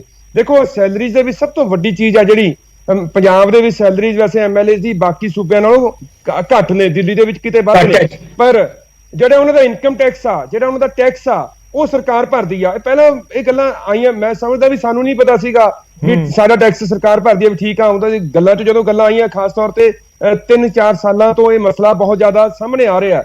ਸੋ ਉਹ ਟੈਕਸ ਅੱਜ ਐਲਾਨ ਕਰਦੇ ਚੰਗਾ ਹੁੰਦਾ ਵੀ ਟੈਕਸ ਵੀ ਜਿਹੜਾ ਹੈਗਾ ਐਮਐਲਏ ਜਿਹੜੇ ਸੈਲਰੀ ਲੈਂਦੇ ਨੇ, ਜਿਵੇਂ ਇੱਕ EMPLOYE ਆਪਣਾ ਟੈਕਸ ਆਪ ਭਰਦਾ ਉਵੇਂ ਭਰਦੇ। ਮਤਲਬ ਕਿਤੇ ਨਾ ਕਿਤੋਂ ਚੰਗੀ ਗੱਲ ਆ, ਮੈਂ ਸੁਝਾਅ ਦਿੰਦਾ ਵੀ ਇਹ ਗੱਲਾਂ ਹੋਰ ਚੰਗਾ ਇੰਪ੍ਰੈਸ਼ਨ ਦੇਣਗੀਆਂ ਵੀ ਦਿਖਾਉਣ ਵਾਸਤੇ ਨਹੀਂ, ਇਹਨਾਂ ਨੂੰ ਆਪਣੇ ਆਪ ਤੇ ਲਾਗੂ ਕਰਕੇ ਸ਼ੁਰੂਆਤ ਕਰਨ ਵੀ ਹਾਂ ਉਹ ਐਮਐਲਏ ਨੇ ਜਿਹੜੇ ਇਹਨਾਂ ਦੇ ਵੱਡੀ ਗਿਣਤੀ ਜਿੱਤੇ ਨੇ ਵੀ ਤੁਸੀਂ ਉਹਨਾਂ ਦੇ ਟੈਕਸ ਭਰਨ ਦੀ ਸ਼ੁਰੂਆਤ ਆ ਜਿਹੜੀ ਕਰੋ, ਤਾਂ ਕਿ ਫਿਰ ਇਹ ਇੰਪ੍ਰੈਸ਼ਨ ਨਹੀਂ ਜਾਊਗਾ ਵੀ ਕਿਤੇ ਤੁਸੀਂ ਦੂਜਿਆਂ ਨੂੰ ਦੇਖ ਕੇ ਸਾਰਾ ਕੁਝ ਕਰ ਰਹੇ ਹੋ। ਪਰ ਇੱਕ ਮੇਰੀ ਲਾਸਟ ਬੇਨਤੀ ਤੁਹਾਨੂੰ ਮੈਂ ਕਰਨਾ ਚਾਹੁੰਦਾ ਤੁਹਾਡੇ ਜ਼ਰੀਏ ਕਿ ਦਿਖਾਉਣ ਵਾਸਤੇ ਨਾ ਕਰੀਏ, ਘੱਟੋ ਘੱਟ ਕ੍ਰਾਈਟੇਰੀਆ ਹੋਣ। ਦੇਖੋ ਸੈਲਰੀਜ਼ ਦੀ ਜਿਵੇਂ ਗੱਲ ਕੀਤੀ ਆ ਵੀ ਬੇਸਿਕਲੀ ਇਹਦਾ ਕ੍ਰਾਈਟੇਰੀਆ ਕੀ ਆ ਵੀ 24 ਘੰਟੇ ਇੱਕ ਬੰਦਾ ਇਸ ਫੀਲਡ 'ਚ ਲਾਵੇ। ਜੇ ਤੁਸੀਂ ਐਮਐਲਏ ਬਣੇ ਹੋ ਤਾਂ 24 ਘੰਟੇ ਲਾਅ ਮੇਕਰ ਆਪਾਂ। ਹੁਣ ਪਹਿਲੀ ਗੱਲ ਤਾਂ ਇੱਥੇ ਹੀ ਕੁਐਸਚਨ ਖੜਾ ਹੋ ਜਾਂਦਾ ਵੀ ਕਾਨੂੰਨ ਘੜਨ ਵਾਸਤੇ ਲੋਕ ਸਾਨੂੰ ਭੇਜਦੇ ਆ, ਸਾਡੇ 'ਚੋਂ ਕਿੰਨੇ ਹੀ ਐਸੇ ਹੁੰਦੇ ਨੇ ਜਿਨ੍ਹਾਂ ਨੂੰ ਕਾਨੂੰਨ ਪੜ੍ਹਨਾ ਹੀ ਨਹੀਂ ਆਉਂਦਾ ਹੈਗਾ। ਘੜਨਗੇ ਕੀ ਉਹ ਚੁਣੇ ਜਾਂਦੇ ਸਾਡੇ ਸਿਸਟਮ ਦੇ ਵਿੱਚੋਂ ਹੀ, ਫਿਰ ਉਹਨਾਂ ਨੂੰ ਸੈਲਰੀ ਕਿਸ ਚੀਜ਼ ਦੀ ਮਿਲਦੀ ਆ। ਬਹੁਤ ਸਾਰੀ ਚਰਚਾ ਹੈ ਜਿਹੜੀ ਇਹ ਸਾਰੀਆਂ ਚੀਜ਼ਾਂ ਦੇ ਵਿੱਚੋਂ ਨਿਕਲ ਕੇ ਕਿਸੇ ਸਾਰਥਿਕ ਰੂਪ ਵਿੱਚ ਜਾਊਗੀ, ਅਸੀਂ ਐਸੀ ਆਸ ਕਰਦੇ ਹਾਂ। ਚਲੋ ਠੀਕ ਹੈ, ਉਮੀਦ ਹੈ, ਕਿਉਂਕਿ ਇੱਕ ਪੁਆਇੰਟ ਜਦੋਂ ਆਪਾਂ ਸ਼ੁਰੂ ਕਰ ਲੈਂਦੇ ਹਾਂ ਫਿਰ ਉਸ ਦੇ ਵਿੱਚ ਬਹੁਤ ਸਾਰੇ ਪੁਆਇੰਟ ਜ਼ਰੂਰ ਨਿਕਲ ਕੇ ਸਾਹਮਣੇ ਆ ਜਾਂਦੇ ਨੇ। ਜੈਬਾਨ ਜੀ ਸਾਡੇ ਨਾਲ ਜੁੜੇ ਹੋਏ ਨੇ, ਉਮੀਦ ਹੈ ਕਿ ਉਹਨਾਂ ਦੀ ਆਵਾਜ਼ ਹੁਣ ਵੈਸੇ ਸਭ ਥੋੜਾ ਜਿਹਾ ਟਾਈਮ ਦਿਓ, ਮੈਂ ਇੱਕ ਵਾਰ ਤੁਹਾਡੇ ਕੋਲ ਵਾਪਸ ਆਉਣਾ। ਜੈਬਾਨ ਜੀ ਜੁੜੇ ਹੋਏ ਨੇ, ਬੀਜੇਪੀ ਨੂੰ ਰਿਪਰੈਜ਼ੈਂਟ ਕਰ ਰਹੇ ਨੇ। ਵੈਜ ਜੀ ਕੁਝ ਕਹਿਣਾ ਚਾਹੁੰਦੇ ਜੈ ਸਾਹਿਬ 20 ਸੈਕਿੰਡ ਤੁਸੀਂ ਕਹਿ ਲਓ, ਤੁਸੀਂ ਐਡ ਕਰ ਲਓ, ਮੈਂ ਉਸ ਤੋਂ ਬਾਅਦ ਕਰਨਾ ਚਾਹੁੰਦਾ ਸੀਗਾ। ਜੀ ਆ ਰਹੀ ਹੈ ਨਾ ਆਵਾਜ਼? ਵੈਜ ਸਾਹਿਬ ਹਾਂ ਓਕੇ। ਸਭ ਤੋਂ ਪਹਿਲੇ ਤੇ ਇਹ ਹੈ ਕਿ ਇਹ ਬਹੁਤ ਦੇਰ ਦੀ ਪੰਜਾਬ ਦੇ ਵਿੱਚ ਇਹ ਡਿਮਾਂਡ ਸੀਗੀ ਕਿ ਇਹ ਪੈਨਸ਼ਨਸ ਨੂੰ ਰੈਗੂਲੇਟ ਕੀਤਾ ਜਾਏ, ਤੇ ਅਗਰ ਆਮ ਆਦਮੀ ਪਾਰਟੀ ਦੀ ਸਰਕਾਰ ਨੇ ਇਸ ਪਾਸੇ ਕੋਈ ਕਦਮ ਉਠਾਇਆ ਹੈ ਤੇ ਮੈਂ ਕਹਿੰਦਾ ਕਿ ਇਹ ਕਦਮ ਮੁਬਾਰਕ ਹੈਗਾ। ਪਰ ਕਦਮ ਜਿਹੜੇ ਉਠਾਏ ਜਾਂਦੇ ਨੇ ਨਾ ਗਵਰਨਮੈਂਟ ਦੇ ਵਿੱਚ ਉਹ ਆਰਬਿਟਰਰੀ ਨਹੀਂ ਹੁੰਦੇ ਕਿ 1 ਮਿੰਟ ਦੇ ਵਿੱਚ ਤੁਸੀਂ ਐਲਾਨ ਕਰ ਦਿੱਤਾ ਤੇ ਕਹਿਤਾ ਕਿ ਮੈਂ ਆਪਣੇ ਬੰਦਿਆਂ ਨੂੰ ਕਹਿਤਾ ਪੈਨਸ਼ਨ ਕੱਟ ਦੋ। ਅਗਰ ਸਾਡੇ ਚੀਫ ਮਿਨਿਸਟਰ ਸਾਹਿਬ ਜਿਨ੍ਹਾਂ ਨੂੰ ਤਜਰਬਾ ਬਹੁਤ ਘੱਟ ਹੈ, ਉਹਨਾਂ ਨੇ ਐਲਾਨ ਕੀਤਾ ਹੈ ਫॉर द ਪਬਲਿਕ, ਉਹਨਾਂ ਨੂੰ ਇਹ ਨਹੀਂ ਪਤਾ ਕਿ ਇਹ ਐਲਾਨ ਜਿਹੜਾ ਹੈ ਇਹ ਕੋਰਟ ਦੇ ਵਿੱਚ ਚੈਲੰਜ ਹੋ ਸਕਦਾ ਹੈ, ਕਿਉਂਕਿ ਇਹ ਜਿਹੜੇ ਪੈਨਸ਼ਨ ਰੈਗੂਲੇਸ਼ਨਸ ਨੇ ਮੇਰੇ ਹਿਸਾਬ ਦੇ ਨਾਲ ਇਹ they are based on the act of 1977 and rules of 1984। ਸੋ ਇਹਨਾਂ ਚੀਜ਼ਾਂ ਨੂੰ ਲਾਅ ਤੇ ਲੀਗਲ ਹਿਸਾਬ ਦੇ ਨਾਲ ਚੱਲਣਾ ਚਾਹੀਦਾ ਹੈ। ਮੈਨੂੰ ਇਹ ਨਹੀਂ ਸਮਝ ਆ ਰਹੀ ਹੈ ਕਿ ਭਗਵੰਤ ਮਾਨ ਜੀ ਨੂੰ ਐਡੀ ਜਲਦੀ ਕੀ ਹੈ ਸਾਰਾ ਕੁਝ ਕਰਨ ਦੀ ਕਿ 2 ਦਿਨਾਂ ਦੇ ਵਿੱਚ ਹੀ ਅਸੀਂ ਸਾਰਾ ਕੁਝ ਕਰ ਦਈਏ। ਇਹ ਤੋਂ ਪਹਿਲੇ ਸਿੱਧਾ ਗਏ ਸੀਗੇ ਪ੍ਰਾਈਮ ਮਿਨਿਸਟਰ ਕੋਲ, ਉੱਥੇ ਜਾਂਦੇ ਹੀ 50,000 ਕਰੋੜ ਰੁਪਇਆ ਮੰਗ ਲਿਆ। ਕਿ ਕੋਈ ਤੁਹਾਡੇ ਕੋਲ ਕੋਈ ਪ੍ਰੋਜੈਕਟ ਹੈਗਾ ਸੀਗਾ ਉੱਥੇ ਮੰਗਣ ਵਾਸਤੇ ਕਿ ਨਹੀਂ ਸੀਗਾ ਪ੍ਰੋਜੈਕਟ, ਕਿੱਦਾਂ ਕੀਤਾ?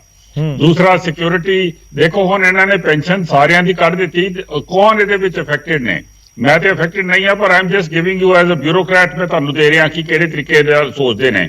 ਉਹਦੇ ਵਿੱਚ ਸਾਰੇ ਇਹਨਾਂ ਦੇ ਆਪੋਜੀਸ਼ਨ ਵਾਲੇ ਲੋਕ ਅਫੈਕਟਡ ਨੇ, ਇਹਨਾਂ ਦੇ ਆਪਣਾ ਐਮਐਲਏ ਤੇ ਕੋਈ ਅਫੈਕਟਡ ਨਹੀਂ ਹੈ ਨਾ ਉਹਦੇ ਚ ਹੈ। ਤੇ ਇਹਦਾ ਮਤਲਬ ਇਹ ਵਿਚ ਹੰਟ ਹੋਈ ਕਿ ਨਹੀਂ ਹੋਈ? ਉਹਨਾਂ ਨੂੰ ਸਾਰੀ ਗੱਲਬਾਤ ਨਹੀਂ, ਪਰ ਇਨ ਫਿਊਚਰ ਤਾਂ ਹੋਣਗੇ ਨਾ ਸਰ, ਇਨ ਫਿਊਚਰ ਤਾਂ ਹੋਣਗੇ। 10 ਐਮਐਲਏ ਤਾਂ ਇਸ ਵਾਰ ਦੂਜੀ ਵਾਰ ਚੁੱਕਿਆ ਹੈ। ਇਸ ਵੇਲੇ ਦੀ ਗੱਲ ਕਰੋ ਨਾ, ਇਸ ਵੇਲੇ ਦੀ ਗੱਲ ਕਰੋ। ਦੂਸਰੀ ਗੱਲ ਜਿਹੜੀ ਇਹਨਾਂ ਨੇ ਸਿਕਿਉਰਿਟੀ ਲਈ ਹੈ ਪੁਰਾਣੇ ਐਮਐਲਏ ਦੀ ਲੈ ਲਈ, ਮੇਰੀ ਤੇ ਕੋਈ ਸਿਕਿਉਰਿਟੀ ਨਹੀਂ ਹੈ। ਪਰ ਮੈਂ ਤੁਹਾਨੂੰ ਇੱਕ ਗੱਲ ਕਹਿ ਰਿਹਾ, ਇਹਨਾਂ ਨੇ ਆਪਣੀ ਸਿਕਿਉਰਿਟੀ ਜਿਹੜੀ ਹੈਗੀ ਉਹ ਘੱਟ ਕੀਤੀ ਹੈ ਕਿ ਨਹੀਂ? ਇਹਨਾਂ ਦੇ ਜਿਹੜੇ ਪੁਰਾਣੇ ਮਿਨਿਸਟਰਸ ਦੀ ਸਿਕਿਉਰਿਟੀ ਹੁੰਦੀ ਸੀ, ਉਹਨਾਂ ਦੇ ਮਿਨਿਸਟਰ ਦੀ ਕਿਹੜੀ, ਇਹਨਾਂ ਦੇ ਮਿਨਿਸਟਰ ਨੂੰ ਜਾਂ ਕਿਸੇ ਵੀ ਮਿਨਿਸਟਰ ਨੂੰ ਪਹਿਲੇ ਮੈਨੂੰ ਇਸ ਗੱਲ ਦੀ ਬਹੁਤ ਪ੍ਰੋਬਲਮ ਹੁੰਦੀ ਸੀ ਕਿਹੜਾ ਇਹਨਾਂ ਨੂੰ ਇੱਥੇ ਇਨਸਿਕਿਉਰਿਟੀ ਹੈਗੀ ਹੈ। ਤੁਸੀਂ ਆਪਣੇ ਆਦਮੀਆਂ ਦੇ ਵਿੱਚ ਜਾਣ ਦੇ ਵਾਸਤੇ ਗੌਰਵ ਜੀ, ਇਹ ਜਿਹੜੀ ਸਿਕਿਉਰਿਟੀ ਸੀ ਨਾ ਇਹ ਮਿਲੀਟੈਂਸੀ ਦੇ ਟਾਈਮ 'ਚ ਦਿੱਤੀ ਗਈ ਸੀਗੀ। ਹੁਣ ਤੇ ਇੱਥੇ ਕੋਈ ਮਿਲੀਟੈਂਸੀ ਨਹੀਂ ਹੈ, ਤੇ ਮੈਂ ਤੇ ਫੌਜੀ ਆ, ਮੈਨੂੰ ਪਤਾ ਹੈ ਕਿ ਸਿਕਿਉਰਿਟੀ ਦੇ ਪ੍ਰੋਟੋਕਾਲ ਕਿਹੜੇ ਤਰੀਕੇ ਨਾਲ ਹੁੰਦੇ ਨੇ। ਤੇ ਇਹਨਾਂ ਨੇ ਆਪਣੀ ਸਿਕਿਉਰਿਟੀ ਤੇ ਆਪਣੇ ਮਿਨਿਸਟਰਸ ਦੀ ਸਿਕਿਉਰਿਟੀ ਕਿੰਨੀ ਕੁ ਘੱਟ ਕੀਤੀ ਹੈ। ਉਹਦੇ ਨਾਲ ਫਿਰ ਇਹਨਾਂ ਦੇ ਬਿਊਰੋਕਰੈਟ ਜਿਹੜੇ ਨੇ ਇੱਕ ਡੀਸੀ 4-4 ਬੰਦੇ ਲੈ ਕੇ ਤੁਰਦਾ ਹੈ, ਬੱਤੀ ਲਗਾ ਕੇ ਤੁਰਦਾ ਹੈ, ਕਾਹਦੇ ਵਾਸਤੇ ਤੁਰਦਾ ਹੈ ਉਹਨੂੰ ਮਤਲਬ ਇੱਕ ਡੀਸੀ ਨੂੰ ਕਿਹਦੇ ਕੋਲੋਂ ਸ਼ੱਕ ਹੈ।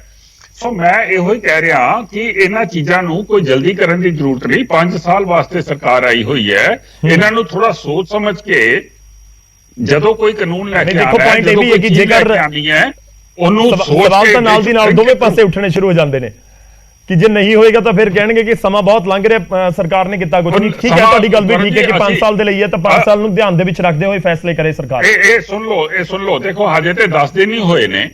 ਅਸੀਂ ਐਜ਼ ਬੀਜੇਪੀ ਅਸੀਂ ਤਿਆਰ ਆ ਇਹਨਾਂ ਨੂੰ 6 ਮਹੀਨੇ ਦੇਣ ਵਾਸਤੇ to get their act together. ਆਰਾਮ ਦੇ ਨਾਲ ਕੰਮ ਕਰਨ, ਜਿਹੜਾ ਕੰਮ ਕਰਨਾ ਉਹ ਸਹੀ ਤਰੀਕੇ ਨਾਲ ਕਰਨ, ਪੰਜਾਬ ਦੇ ਹਿੱਤ ਵਾਸਤੇ ਕਰਨ। ਇਹ ਪੋਪੂਲਿਸਟ ਕਿਉਂ ਹੋਈ ਜਾ ਰਹੇ ਨੇ? ਇਹਨਾਂ ਨੂੰ ਕੀ ਪੁਆਇੰਟ ਹੈ ਕਿ ਹਫੜਾ ਦਫੜੀ ਦੇ ਵਿੱਚ ਕੋਈ ਗਲਤ ਡਿਸੀਜਨ ਨਾ ਹੋ ਜਾਏ। ਨੂੰ ਪ੍ਰੂਵ ਕਰਾਂ ਕਿ ਮੇਰੀ ਅਥਾਰਟੀ ਹੈ। ਠੀਕ ਹੈ, I believe that he is under stress. ਉਹ ਇਹ ਪ੍ਰੂਵ ਕਰਨਾ ਚਾਹੁੰਦੇ ਨੇ ਕਿ ਮੇਰੀ ਵੀ ਅਥਾਰਟੀ ਹੈਗੀ ਹੈ ਤੇ ਕਦੀ ਇਹ ਕਰ ਦੋ ਤੇ ਕਦੀ ਉਹ ਕਰ ਦੋ। ਉਹਨਾਂ ਨੂੰ ਟੈਨਸ਼ਨ ਕੌਣ ਦੇ ਰਿਹਾ? ਉਹਨਾਂ ਦੀ ਹਾਇਰ ਕਮਾਂਡ ਦੇ ਰਹੀ ਹੈ ਕਿ ਲੋਕ ਦੇ ਰਹੇ ਨੇ। ਉਹ 5 ਸਾਲ ਵਾਸਤੇ ਆਏ ਹੋਏ ਨੇ, ਆਰਾਮ ਦੇ ਨਾਲ ਚੱਲਣ।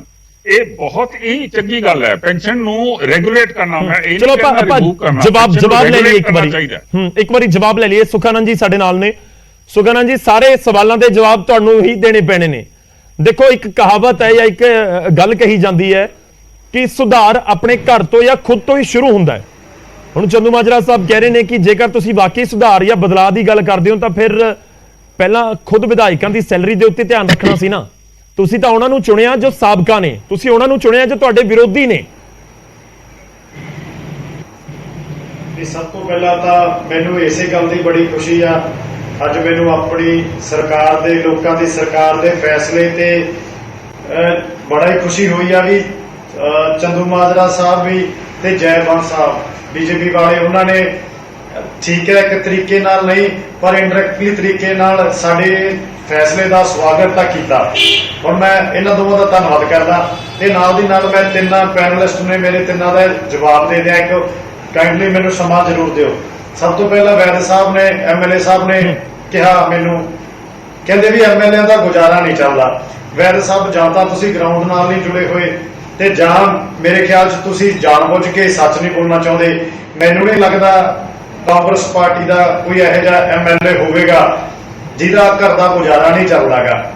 ਕਾਂਗਰਸ ਦਾ ਤਾਂ ਸਪੈਸ਼ਲੀ, ਬਾਕੀਆਂ ਦਾ ਮੈਂ ਕਹਿ ਨਹੀਂ ਸਕਦਾ। ਆਮ ਆਦਮੀ ਪਾਰਟੀ ਦੇ ਵਿੱਚ ਤਾਂ ਇਹੋ ਜਿਹੇ ਬੜੇ ਲੋਕ ਚੁਣ ਕੇ ਆਏ ਨੇ ਜਿਨ੍ਹਾਂ ਦੇ ਘਰ ਦਾ ਗੁਜ਼ਾਰਾ ਨਹੀਂ ਚੱਲਦਾ, ਪਰ ਕਾਂਗਰਸ ਵਰਗੀ ਪਾਰਟੀ ਦੇ ਵਿੱਚ ਗੁਜ਼ਾਰਾ ਨਾ ਚੱਲੇ ਇਹ ਹਾਸੋਹੀਣੀ ਗੱਲ ਆ। ਮੈਨੂੰ ਇਹ ਵਧੀਆ ਗੱਲ ਨਹੀਂ ਕਿ ਤੁਸੀਂ ਸਹੀ ਬੋਲਿਆ ਕਰੋ ਤੇ ਤੁਹਾਡੇ ਕਾਂਗਰਸ ਦੇ ਇਹ ਗੱਲ ਤੇ ਪਹਿਰਾ ਦਿਓਗੇ ਤੁਸੀਂ ਵੀ ਉਦੋਂ ਜਦੋਂ ਤੁਸੀਂ ਆਪਣੇ ਕਾਂਗਰਸ ਦੇ ਨਾ ਜਿੰਨੇ ਵੀ ਐਮਐਲਏ ਨੇ ਪੁਰਾਣੇ ਰਹੇ ਨੇ, ਇੱਕ ਵਾਰ ਸਾਰਿਆਂ ਦੇ ਅਕਾਊਂਟ ਦੀਆਂ ਸੈਲਰੀਆਂ ਚੈੱਕ ਕਰ ਲਿਓ।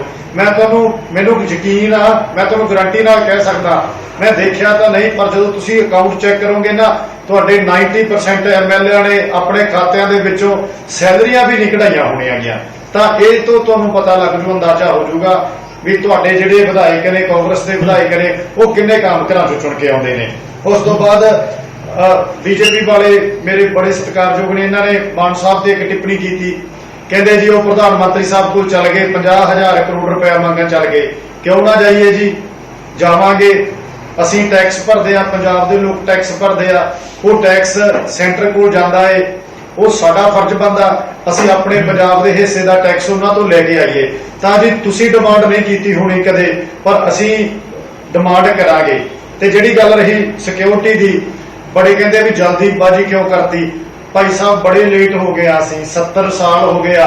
ਇਹੋ ਜਿਹੇ ਫੈਸਲੇ ਬਹੁਤ ਸਮਾਂ ਪਹਿਲਾਂ ਹੋ ਜਾਣੇ ਚਾਹੀਦੇ ਸੀ। ਜਿਹੜੇ ਮੁਲਾਜ਼ਮ ਨੇ, ਜੇ ਉਹਨਾਂ ਦੀਆਂ ਪੈਨਸ਼ਨਾਂ ਦਾ, ਜੇ ਉਹਨਾਂ ਦੀਆਂ 2004 ਦੇ ਵਿੱਚ ਫੈਸਲਾ ਹੋ ਗਿਆ ਤਾਂ ਕੀ ਗੱਲ ਆ, ਜਿਹੜੇ ਵਿਧਾਇਕ ਨੇ ਉਹਨਾਂ ਦੀਆਂ ਪੈਨਸ਼ਨਾਂ ਦਾ, ਜਿਹੜੇ ਉਹਨਾਂ ਨੂੰ ਇੰਨੇ ਪੈਸੇ ਮਿਲਦੇ ਆ, ਉਹਨਾਂ ਦਾ ਫੈਸਲਾ 2004 ਦੇ ਵਿੱਚ ਕਿਉਂ ਨਹੀਂ ਹੋਇਆ? ਤਾਂ ਇਹ ਸੋਚਣ ਸਮਝਣ ਵਾਲੀਆਂ ਗੱਲਾਂ ਨੇ। ਤਾਂ ਅਖੀਰ ਦੇ ਵਿੱਚ ਮੈਂ ਤੁਹਾਨੂੰ ਫੇਰ ਕਹਿਣਾ, ਤੁਸੀਂ ਇਨਡਾਇਰੈਕਟਲੀ ਤਰੀਕੇ ਨਾਲ ਇਹ ਚੀਜ਼ ਦਾ ਜਵਾਬ ਲੈ ਲਈਏ ਨਾਲ, ਪਰ ਤੁਹਾਨੂੰ ਪਤਾ ਫੈਸਲਾ ਵੀ ਸਹੀ ਆ। ਤਾਂ ਮੈਂ ਤੁਸੀਂ ਡਾਇਰੈਕਟਲੀ ਨਹੀਂ ਸੁਖਾਨੰਦ ਜੀ ਦੇਖੋ, ਤਾਂ ਮੈਂ ਤੁਹਾਨੂੰ ਨਾਲ ਮੈਂ ਚੰਦੂਮਾਜਰਾ ਜੀ ਕੋਲ ਜਾਣਾ ਹੈ, ਮੈਂ ਵੈਦ ਸਾਹਿਬ ਤੋਂ ਵੀ ਰਿਐਕਸ਼ਨ ਲੈਣਾ। ਦੇਖੋ ਉਹਨਾਂ ਦਾ ਪੁਆਇੰਟ ਇਹ ਹੈ ਕਿ ਤੁਸੀਂ ਟਾਰਗੇਟ ਉਹਨਾਂ ਨੂੰ ਕੀਤਾ ਹੈ ਜੋ ਨਹੀਂ ਉਹ ਦੇਖੋ ਵਿਰੋਧੀ ਕੀ ਕਹਿ ਰਹੇ ਨੇ, ਤੁਹਾਨੂੰ ਉਹ ਵੀ ਜਵਾਬ ਤਾਂ ਦੇਣਾ ਹੋਏਗਾ।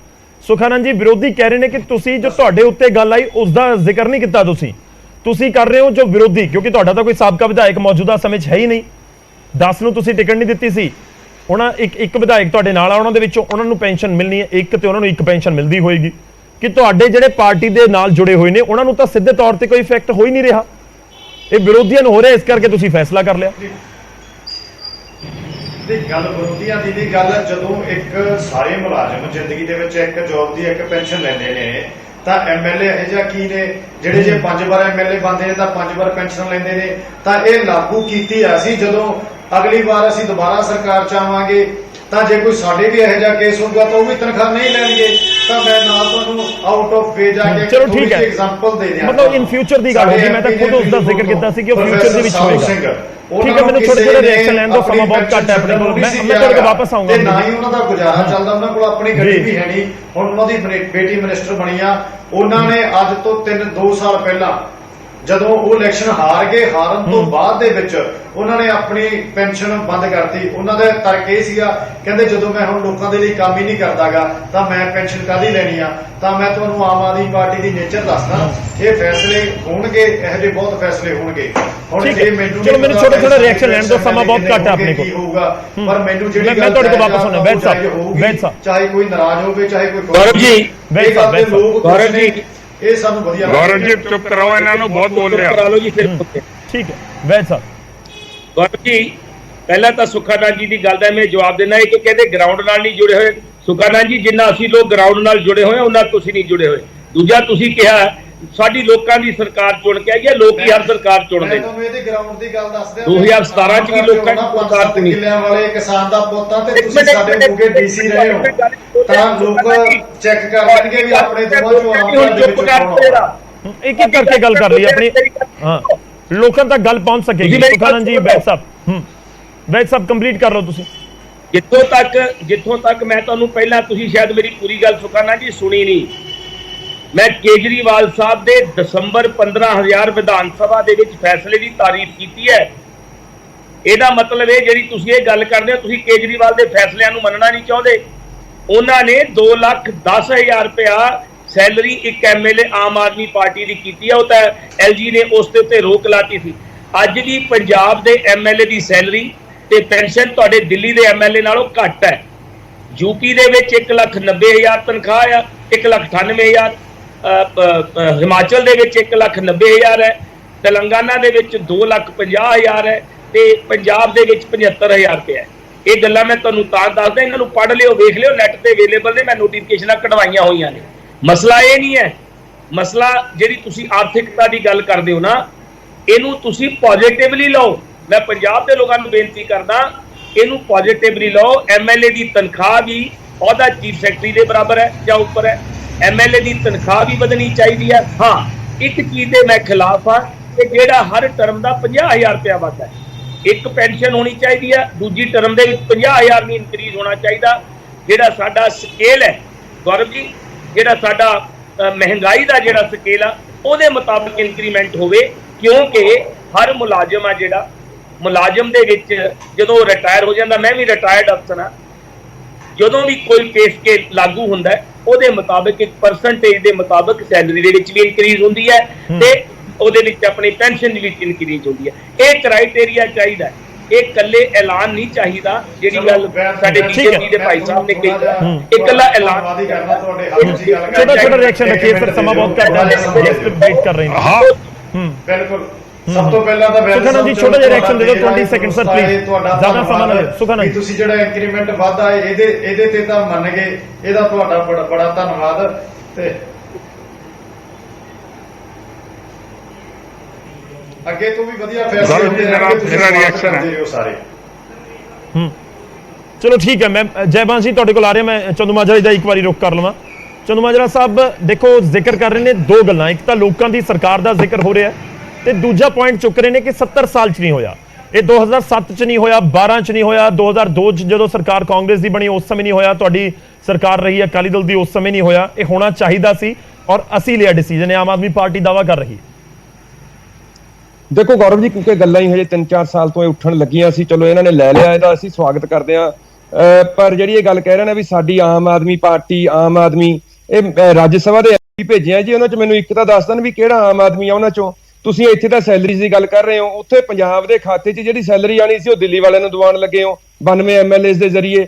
ਇਹ ਦੂਜੀ ਗੱਲ ਜਿਹੜੀ ਜੇ ਦੇਖੋ ਪੋਜ਼ਿਟਿਵ ਐਟੀਟਿਊਡ ਨਾਲ ਲਓਗੇ ਤਾਂ ਬਹੁਤ ਕੁਝ ਕੱਢ ਲਓਗੇ ਸੁਖਾਨੰਦ ਜੀ। ਇੱਕ ਸੁਝਾਅ ਹੀ ਆ, ਮੰਨਣਾ ਤਾਂ ਰੱਖ ਲਿਓ, ਨਹੀਂ ਮੰਨਣਾ ਅਸੀਂ ਸਾਡੀ ਡਿਊਟੀ ਆ, ਜ਼ਿੰਮੇਵਾਰੀ ਆ ਇੱਕ ਸੁਝਾਅ ਦੇਣਾ ਵਿਰੋਧੀ ਧਿਰ ਦੇ ਨੁਮਾਇੰਦੇ ਦੇ ਰੂਪ ਦੇ ਵਿੱਚ। ਤੁਹਾਨੂੰ ਮੈਂ ਇੰਨਾ ਹੀ ਕਹਿ ਰਿਹਾ ਵੀ ਜਿਹੜਾ ਟੈਕਸ ਆ, ਜਦੋਂ ਆਪਾਂ ਇਸ ਸੰਦਰਭ ਦੇ ਵਿੱਚ ਫੈਸਲੇ ਲੈਣ ਲੱਗੇ ਆ ਤਾਂ ਸੈਲਰੀ ਪੈਨਸ਼ਨਸ ਨੂੰ ਇਕੱਠਾ ਕਰਕੇ ਲਈਏ ਆਪਾਂ, ਤਾਂ ਕਿ ਇਹਦਾ ਇੰਪ੍ਰੈਸ਼ਨ ਨਾ ਜਾਵੇ ਵੀ ਕੇਵਲ ਤੁਸੀਂ ਦੂਸਰੇ ਪਾਸੇ ਦੇਖ ਕੇ ਹੀ। ਸਿਕਿਉਰਿਟੀ ਵਿੱਚ ਵੀ ਇਦਾਂ ਹੀ ਹੋਇਆ। ਹੁਣ ਤੁਸੀਂ ਮਿਨਿਸਟਰ ਦੀ ਸਿਕਿਉਰਿਟੀ ਵੀ ਉਨੀ ਆ, ਚੀਫ ਮਿਨਿਸਟਰ ਨੇ ਆਪਣੀ ਸਿਕਿਉਰਿਟੀ ਪਹਿਲਾਂ ਨਾਲੋਂ ਵੀ ਵਧਾ ਲਈ, ਖਰਚੇ ਪਹਿਲਾਂ ਨਾਲੋਂ ਵੀ ਵਧਾ ਲਏ। ਇੱਕ ਕਿਸੇ ਨੂੰ ਤੁਸੀਂ ਇੱਕ ਗਨਮੈਨ ਦਿੱਤਾ, ਉਹ ਇੱਕ ਗਨਮੈਨ ਕਦੋਂ ਛੁੱਟੀ ਜਾਊ ਕਦੋਂ ਰਹੂ, ਮੈਂ ਤਾਂ ਕਹਿੰਦਾ ਉਹ ਵੀ ਵਾਪਸ ਲੈ ਲੈਣਾ ਚਾਹੀਦਾ। ਉਹ ਵੀ ਫਜ਼ੂਲ ਖਰਚੀ ਹੈ ਇੱਕ ਤਰ੍ਹਾਂ ਦੀ ਜੇ ਇੱਕ ਦਿਨ ਹੈ।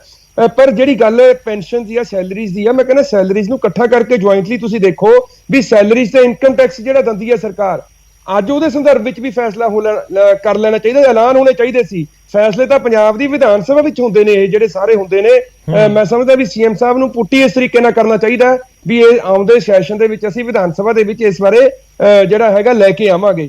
ਬਾਕੀ ਜਿਹੜੀ ਗੱਲ ਹੈ ਦੇਖੋ, ਇਹ ਆਮ ਆਦਮੀ ਦੀ ਗੱਲ ਕਰਦੇ ਆ, ਹੁਣ ਜਿਹੜੀ ਆਮ ਆਦਮੀ ਬਣੀ ਆ, ਇਹ ਜਿਨ੍ਹਾਂ ਨੂੰ ਕਾਂਗਰਸ ਨੇ ਟਿਕਟਾਂ ਨਹੀਂ ਦਿੱਤੀਆਂ, ਅਕਾਲੀ ਦਲ ਨੇ ਨਹੀਂ ਦਿੱਤੀਆਂ, ਬੀਜੇਪੀ ਵਾਲਿਆਂ ਨੇ ਨਹੀਂ ਦਿੱਤੀਆਂ, ਉਹਨਾਂ ਨੂੰ ਤੁਸੀਂ ਦਿੱਤੀਆਂ ਨਾ ਕੋਈ ਧਰਤੀ ਚੋਂ ਕੱਢ ਕੇ। ਕਿਸੇ ਬਹੁਤ ਵੱਡੇ ਸਮਾਜ ਸੇਵੀਆਂ ਨੂੰ ਤਾਂ ਤੁਸੀਂ ਲੈ ਕੇ ਨਹੀਂ ਆਏ। ਆ ਜਿਹੜੇ ਹੁਣ ਐਡੇ ਵੱਡੇ ਇੰਡਸਟਰੀਲਿਸਟ ਕਾਰੋਬਾਰੀ ਜਿਹੜੇ ਲੋਕ ਨੇ, ਜਿਨ੍ਹਾਂ ਨੂੰ ਤੁਸੀਂ ਪੰਜਾਬ ਦੇ ਨੁਮਾਇੰਦਿਆਂ ਦੇ ਰੂਪ ਵਿੱਚ ਰਾਜ ਸਭਾ 'ਚ ਭੇਜਿਆ, ਇਹਨਾਂ 'ਚੋਂ ਕਿਹੜਾ ਆਮ ਆਦਮੀ ਸੀ? ਦੂਜੀ 2004 ਦੀ ਪੈਨਸ਼ਨ ਮੁਲਾਜ਼ਮਾਂ ਦੀ ਗੱਲ ਕੀਤੀ ਹੈ ਸੁਖਾਨੰਦ ਜੀ ਨੇ। ਦੇਖੋ ਮੈਂ ਇਹਨਾਂ ਨੂੰ ਕਰੈਕਟ ਕਰਦਾ ਵੀ 2004 ਦੀ ਪੈਨਸ਼ਨ ਦਾ ਵਿਰੋਧ ਇਸ ਚੋਣਾਂ ਦੇ ਵਿੱਚ ਲਗਭਗ ਸ਼੍ਰੋਮਣੀ ਅਕਾਲੀ ਦਲ ਨੇ ਵੀ ਕੀਤਾ, ਹੋਰ ਬਾਕੀ ਪਾਰਟੀਆਂ ਨੇ ਵੀ ਕੀਤਾ ਵੀ ਉਹ ਜਿਹੜਾ ਨਿਊ ਪੈਨਸ਼ਨ ਸਕੀਮ ਸ਼ੁਰੂ ਹੋਈ ਆ ਅਸੀਂ ਉਹਦਾ ਵਿਰੋਧ ਕਰਦੇ ਆ, ਅਸੀਂ 올ਡ ਪੈਨਸ਼ਨ ਸਕੀਮ ਸ਼ੁਰੂ ਕਰਾਂਗੇ। ਅੱਜ ਇਹਨਾਂ ਨੇ ਮੈਂ ਸਮਝਦਾ ਆਪਣੀ ਭਾਵਨਾ ਦੇਤੀ ਵੀ ਇਹ 2004 ਦੀ ਜਿਹੜੀ ਨਿਊ ਪੈਨਸ਼ਨ ਸਕੀਮ ਸ਼ੁਰੂ ਹੋਈ ਆ ਉਹਦੇ ਹੱਕ 'ਚ ਖੜੇ ਆ, ਤੇ ਉਹ ਇਹਦੇ ਤੇ ਵੀ ਆਪਣਾ ਕਲੈਰੀਫਾਈ ਕਰ ਦੇਣ ਸਟੈਂਡ ਇਹ ਵੀ 2004 ਨਾਲ ਖੜੇ ਆ ਫੈਸਲੇ ਤੇ ਜਾਂ ਉਲਟ ਖੜੇ ਆ। ਮੇਰੇ ਕੋਲ ਸਮਾਂ ਬਹੁਤ ਥੋੜਾ ਹੈ। ਜੈਬਾਨ ਜੀ ਮੈਂ ਤੁਹਾਡੇ ਕੋਲ ਆ ਰਿਹਾ, ਪਰ ਇੱਕ ਛੋਟਾ ਜਿਹਾ ਰਿਐਕਸ਼ਨ ਸੁਖਾਨੰਦ ਜੀ ਤੁਹਾਡੇ ਤੱਕ ਆਵਾਜ਼ ਪਹੁੰਚੀ ਹੋਏਗੀ ਚੰਦੂਮਾਜਰਾ ਸਾਹਿਬ ਦੀ। ਕਿਹਾ ਵੀ ਭਾਈ ਅਸੀਂ ਸੁਝਾਅ ਦੇਵਾਂਗੇ ਤੇ ਤੁਸੀਂ ਮੰਨੋ। ਠੀਕ ਹੈ ਜੀ, ਤੁਸੀਂ ਵਧੀਆ ਸੁਝਾਅ ਦਿੰਦੇ ਰਹੋ, ਅਸੀਂ ਮੰਨਦੇ ਰਵਾਂਗੇ। ਮੈਨੂੰ ਇਹ ਗੱਲ ਤੇ ਬੜੀ ਖੁਸ਼ੀ ਆ, ਪਰ ਨਾਲ ਦੀ ਨਾਲ ਮੈਂ ਤੁਹਾਨੂੰ ਇਹ ਵੀ ਕਹਿਣਾ ਚਾਹਣਾ ਵੀ ਇਹੋ ਜਿਹੇ ਸੁਝਾਅ ਅਸੀਂ 2013-14 ਤੋਂ ਜਦੋਂ ਪਾਰਟੀ ਬਣੀ ਆ ਉਦੋਂ ਤੋਂ ਤੁਹਾਨੂੰ ਦੇਈ ਜਾਂਦੇ ਸੀਗੇ, ਕਿਉਂਕਿ ਉਦੋਂ ਤੁਹਾਡੀ ਵੀ ਸਰਕਾਰ ਸੀਗੀ ਤੇ ਕਾਂਗਰਸ ਵੀ 5 ਸਾਲ ਰਹੀ ਆ। ਜੇਕਰ ਤੁਸੀਂ ਉਦੋਂ ਸਾਡੇ ਸੁਝਾਅ ਮੰਨ ਲੈਂਦੇ ਤਾਂ ਅੱਜ ਇਹ ਨੌਬਤ ਨਾ ਆਉਂਦੀ, ਤੁਸੀਂ 3 ਸੀਟਾਂ 4 ਸੀਟਾਂ ਤੇ ਨਾ ਰਹਿੰਦੇ। ਤਾਂ ਇਹ ਸਾਰੀਆਂ ਗੱਲਾਂ ਨੇ। ਬਾਕੀ ਜੋ ਵੀ ਅੱਜ ਦਾ ਕਨਕਲੂਜਨ ਰਿਜ਼ਲਟ ਇਹ ਆ ਵੀ ਫੈਸਲਾ ਬਹੁਤ ਵਧੀਆ, ਲੋਕ ਚਾਹੁੰਦੇ ਸੀ।